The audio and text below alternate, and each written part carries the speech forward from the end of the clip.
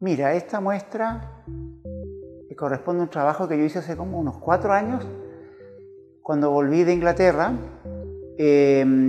Volví a una casa, digamos, familiar en Colchagua, y me encontré que se había caído en gran parte. Entonces vi que habían un montón de material. Yo trabajo en pintura y en escultura, y me gusta mucho encontrar cosas, buscar, por ejemplo, formas en materiales, en este caso son maderas, maderas antiguas de esta casa y de trozos de esta casa que se habían caído y que se iban a botar, obviamente.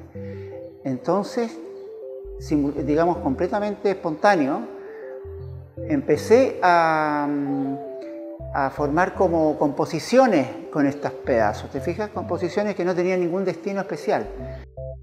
Mira, yo, claro, es como una selección de trabajos, ¿te fijas? No es como quien dice recuperar la historia o recuperar cosas de la historia como por recuperarla, sino que a mí me interesa un poco trabajar lo que yo siempre he hecho, es que son figuras humanas, son ese tipo de cosas, pero pensando siempre como en el futuro, o en qué es lo que me dice, o en una actitud un poco lúdica, ¿te fijas? Es como un juego para mí. Entonces, no pienso tanto en recuperar así por recuperar, sino que es recuperar, pero al mismo tiempo es jugar con figuras, ¿te fijas? Y ese también quitarle el sentido dramático del terremoto, es como ponerlo en cuestión, ¿te fijas? La cuestión de la destrucción y que todo el mundo hablaba de lo mismo en ese momento.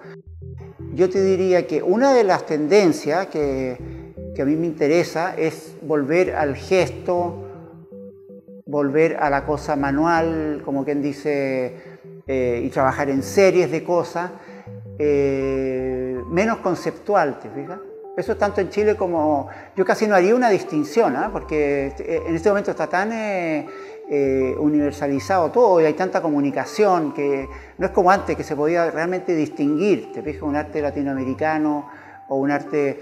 Entonces las temáticas son muy parecidas. Yo vi, por ejemplo, la Bienal de Venecia, ¿no?